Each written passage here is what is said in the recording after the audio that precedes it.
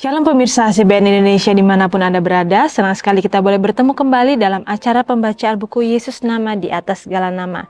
Dan pada saat ini kita sudah memasuki halaman ke-126 dengan judul Pangeran Penakluk. Dan saya undang pemirsa di rumah untuk kita boleh sama-sama membuka Alkitab kita di dalam Wahyu 1 ayat 18. Aku telah mati, namun lihatlah, aku hidup sampai selama-lamanya, dan aku memegang segala kunci maut dan kerajaan maut. Dan kita masuk dalam pokok pembacaannya.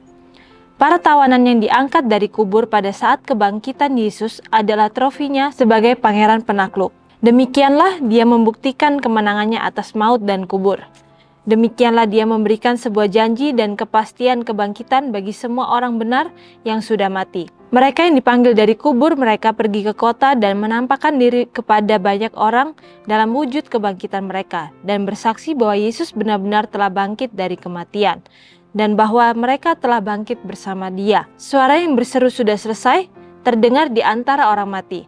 Suara yang menembusi dinding kuburan dan telah memanggil orang-orang yang tertidur untuk bangkit. Demikianlah kelak ketika suara Tuhan terdengar menggetarkan langit dan bumi. Suara itu akan menembusi kuburan dan membuka jeruji kuburan.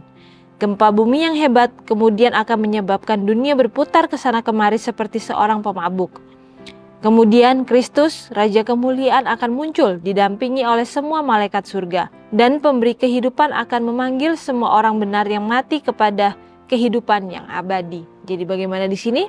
Dikatakan bahwa para tawanan itu diangkat dari kubur pada saat kebangkitan Yesus. Jadi kita tahu bahwa saat kebangkitan Yesus, ia tidak sendiri bangkit, tetapi ada beberapa orang lainnya, yaitu penatua-penatua yang Tuhan izinkan untuk bangkit bersama-sama dengan Dia. Dan di sini juga dikatakan bahwa ketika kebangkitan itu adalah bukti, trofi daripada pangeran sang penakluk itu. Jadi bagaimana Yesus sudah menaklukkan kematian, dan di saat ia sudah menaklukkan kematian itu, ia berkuasa untuk membangkitkan orang-orang yang sudah mati itu dalam keadaan kehidupan yang kekal. Dan ketika pada saat itu ada orang-orang yang diangkat untuk mempunyai kehidupan itu, dikatakan mereka benar-benar telah bangkit dari kematian. Dan di sini juga dikatakan, dan bahwa mereka telah bangkit bersama dengan Dia. Dia memberikan sebuah janji dan kepastian kebangkitan bagi semua orang benar yang sudah mati. Jadi bagaimana pada zaman dulu Yesus sudah membangkitkan orang-orang, yaitu para tua-para-tua yang sudah diizinkan oleh Tuhan untuk dibangkitkan bersama-sama dengan kebangkitan Yesus. Dan itu juga adalah janji bagi kita yang hidup di akhir zaman ini. Kita tahu bahwa mungkin sekarang kita sering melihat orang-orang yang meninggal karena bencana alam, meninggal karena sakit penyakit, bahkan keluarga kita sekalipun. Tetapi di sini melalui firman Tuhan yang begitu indah ini, kita kembali diingatkan bahwa Tuhan itu memberikan kepada kita suatu kesempatan. Mungkin bukan sekarang, tetapi akan ada waktunya nanti bahwa suara Tuhan yang mengatakan sudah selesai itu dikatakan, Dia yang akan menembusi dinding kuburan dan mematahkan jeruji daripada kematian itu. Sehingga orang-orang yang mati yang tertidur itu bisa dibangkitkan bersama-sama. Dan itu adalah sebuah pengharapan yang boleh kita nikmati, karena kita bisa percaya janji Tuhan sepenuhnya.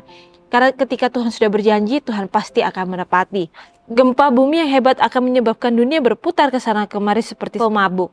Kemudian Kristus, Raja Kemuliaan, akan muncul didampingi semua malaikat surga. Sangkakala akan berbunyi, dan pemberi kehidupan akan memanggil orang benar yang mati kepada kehidupan yang abadi.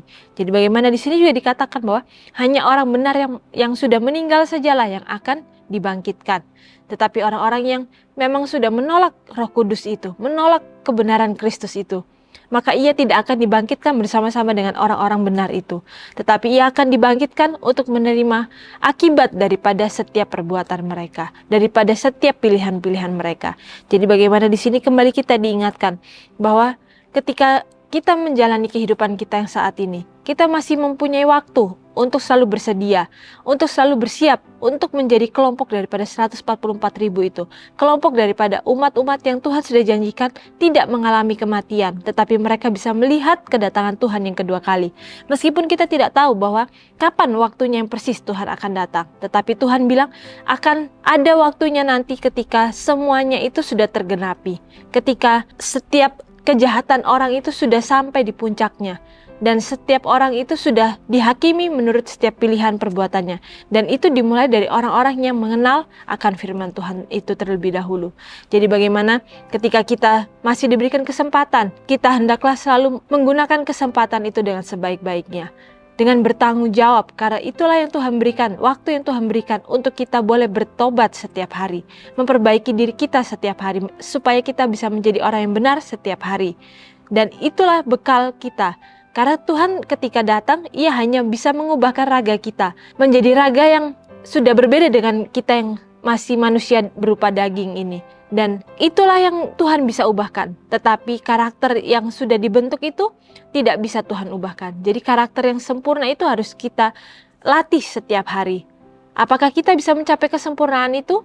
Tentu saja dengan bantuan daripada Kristus. Ialah yang akan menyelimuti atau menyempurnakan setiap usaha kita. Bagian kita adalah percaya dan mau untuk berusaha setiap hari. Ketika kedatangan Tuhan yang kedua kali, setelah penghakiman semua selesai, Tuhan akan datang dengan semua pasukan yang ada di surga, datang untuk menjemput umat-umatnya, dan juga memanggil orang-orang yang sudah dinyatakan selamat meskipun mereka tidak mengalami kematian itu. Jadi bagaimana begitu indah firman Tuhan memberitahukan kepada kita bahwa kita itu masih mempunyai kesempatan. Sehingga dalam kesempatan itu Tuhan berikan ini, hendaklah kita pergunakan sebaik-baiknya. Lalu apakah yang kita lakukan ketika kita tidak mengetahui sampai kapan kita mempunyai kehidupan ini? Yang kita tahu adalah bahwa ketika Tuhan masih memberikan, hendaklah kita melakukan yang terbaik. Tetapi ketika Tuhan sudah mengizinkan seseorang untuk selesai waktunya, maka Tuhan melihat bahwa itu adalah porsi yang pas untuk orang tersebut. Mungkin ketika orang itu diberi waktu yang lebih lama, mungkin dia akan menjadi semakin memberontak daripada Tuhan. Ataukah mungkin ketika Tuhan memberikan waktu yang lama kepada orang yang kita lihat itu adalah orang benar, mungkin pada akhirnya nanti orang itu akan berbalik daripada Tuhan. Jadi hendaklah setiap misteri yang terjadi dalam kehidupan kita. Mengapa ada orang-orang yang meninggal, mengapa ada orang-orang yang Tuhan tidurkan di sekitar kita itu biarlah hanya menjadi misteri Tuhan. Dan biarlah pada waktunya nanti kita akan bisa sama-sama melihat, menanyakan kepada Tuhan apakah yang terjadi pada saat itu. Tetapi bagian kita saat ini adalah apapun yang Tuhan masih percayakan, hendaklah kita lakukan dengan semaksimal mungkin.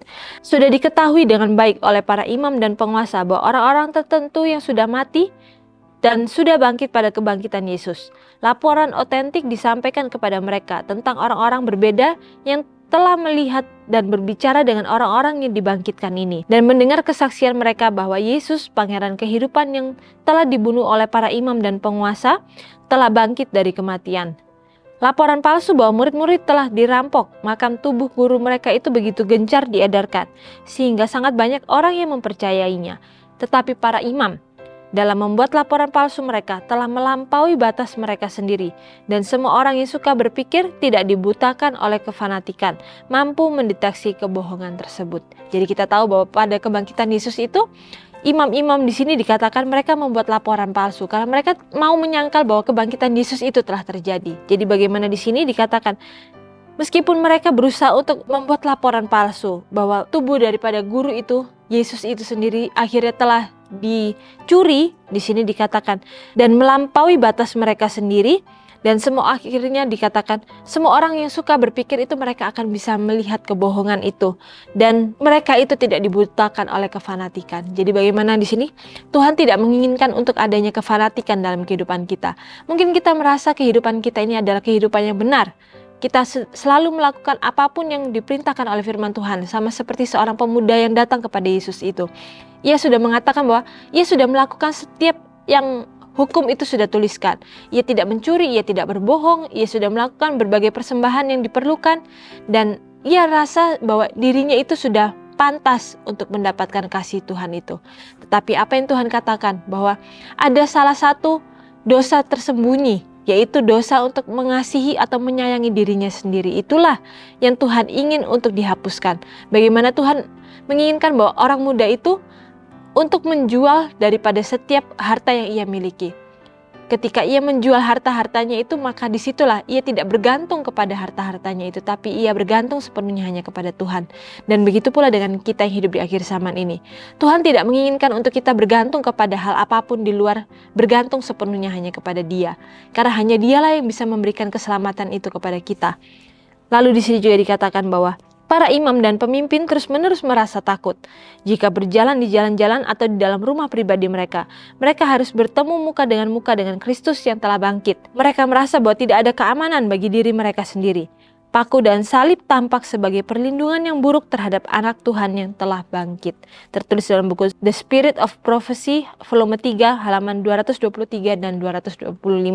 Para pemimpin itu ketika mereka melakukan sebuah kebohongan, mereka mengetahui bahwa mereka itu telah melakukan kebohongan, mengatakan satu hal yang tidak berdasarkan pada kebenaran. Tetapi ketika mereka merasa bahwa itu harus atau perlu untuk dilakukan, dikatakan akhirnya mereka sendiri yang merasa takut. Mereka takut untuk bertemu di jalan-jalan atau di rumah mereka. Mereka takut bertemu dengan Yesus itu sendiri. Jadi bagaimana kita tahu bahwa ketika kebohongan itu sudah terjadi, Roh Kudus itu masih berbicara dalam hati kita. Dan akhirnya kita akan merasakan suatu hal yang tidak mengenakan atau kita merasa cemas, takut dalam kehidupan kita. Karena kita tahu bahwa kita melakukan sebuah kesalahan. Tetapi ketika kesalahan itu kita lakukan terus-menerus, kita menutup telinga kita daripada bisikan Roh Kudus itu. Akhirnya kita yang membuat diri kita itu akhirnya kebal terhadap bisikan Roh Kudus itu. Dan itulah yang mendukakan Roh Kudus. Jadi bagaimana dosa yang terbesar dikatakan adalah dosa ketika kita mendukakan Roh Kudus. Ketika kita berusaha untuk melakukan kenyamanan-kenyamanan kita sendiri meskipun Roh Kudus sudah mengatakan itu adalah sebuah kesalahan. Tetapi ketika kita berusaha untuk melakukan hal yang benar dan baik itu dikatakan Roh Kudus akan kembali memberitahukan kepada kita jalan-jalan atau step-step apa lagi yang harus kita lakukan. Dan kita bisa mengikuti tuntunan daripada Roh Kudus itu untuk menjadi pribadi-pribadi yang benar, untuk menjadi orang-orang yang bisa berdiri di hari depan. Renungkan lebih dalam. Apakah kehidupan rohani saya akan berubah jika saya melihat seorang yang telah dibangkitkan Yesus dari kematian? Apakah saya lebih tergerak oleh manifestasi spektakuler dari kuasa Yesus atau berkat yang setiap hari Dia limpahkan kepada saya? Jadi bagaimana di sini dikatakan, apakah kehidupan rohani kita itu hanya akan tergugah ketika kita melihat suatu hal yang luar biasa? Ketika kita melihat ada orang mati yang telah dibangkitkan, atau kita melihat berkat-berkat Tuhan terlebih dahulu baru kita bisa merasa percaya. Tetapi dikatakan bahwa iman itu adalah iman yang bisa percaya kepada sesuatu yang mungkin tidak kita lihat, mungkin tidak bisa kita rasakan saat ini. Tetapi ketika kita mau untuk menumbuhkan iman kita, maka Tuhan akan memberikan alat-alatnya sehingga kita bisa mengasah diri kita. Sehingga kita akhirnya bisa melihat apakah iman kita itu benar-benar sepenuhnya bergantung hanya kepada Tuhan. Ataukah kita masih mempunyai kepercayaan terhadap diri kita sendiri. Dan akhirnya kita menomorduakan Tuhan kita. Jadi kembali firman Tuhan mengingatkan bahwa ketika Tuhan sudah memberikan suatu mujizat yang luar biasa dalam kehidupan kita, hendaklah itu bukanlah menjadi fokus utama kita. Melainkan itu adalah sesuatu hal yang bisa membangkitkan kita, membangunkan kita. Supaya kita bisa melihat bagaimana kuasa Tuhan itu ada. Dan kita bisa mau untuk mempunyai kesempatan untuk berjalan bersama dengan Dia. Sehingga kita akhirnya bisa menjadi orang-orang yang bisa berdiri di hari depan yang mungkin sangat susah yang tidak bisa kita bayangkan. Tetapi Tuhan memberikan janji bahwa Ia akan ada selalu bersama-sama dengan kita. Ia tidak akan pernah meninggalkan kita dalam situasi tersulit apapun. Dan janji Tuhan itu bisa kita pegang. Sehingga kita bisa mempunyai kekuatan untuk kita boleh datang kepada Dia. Karena Ia akan menerima kita kapanpun dan sampai saat kita bisa mau untuk menyerahkan diri kita sepenuhnya. Maka di saat itulah Tuhan akan mengubahkan hati kita, memberikan kepada kita hati yang baru. Dan kita bisa menjadi alat-alat Tuhan yang bisa berguna dan bisa menjadi saksi-saksi Tuhan yang bisa menjadi berkat untuk lingkungan di sekitar kita. Dan sampai di sini acara pembacaan kita pada saat ini. Biarlah firman yang begitu indah ini boleh kita hidupkan dalam kehidupan kita masing-masing. Sehingga kita bisa berdiri di hari depan. Kita bisa melihat kedatangan Tuhan kita yang kedua kali. Tetapi dalam setiap kehidupan yang Tuhan masih percayakan dalam kehidupan kita ini, hendaklah kita selalu berusaha untuk melakukan yang terbaik yang bisa kita lakukan untuk menjadi orang-orang yang benar, yang bisa menunggu kedatangan Tuhan itu. Dan bisa dinyatakan benar pada hari penghakiman nanti.